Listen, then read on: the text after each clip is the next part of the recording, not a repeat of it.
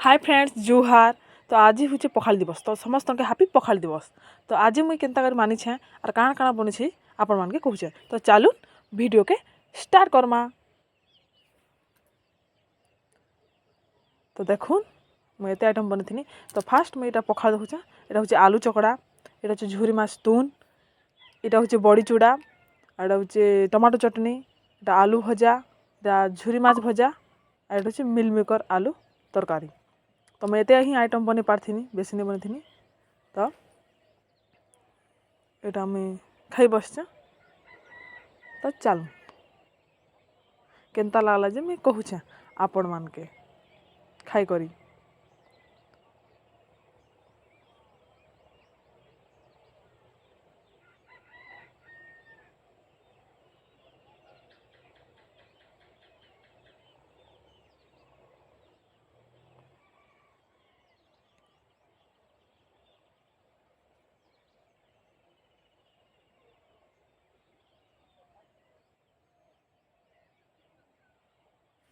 हाँ तो सब भल ही तिला, मत तो भल लगला सब। और आपण माने पखाल दिवस केनता मानले जे कमेंट रे कहबे। रहली।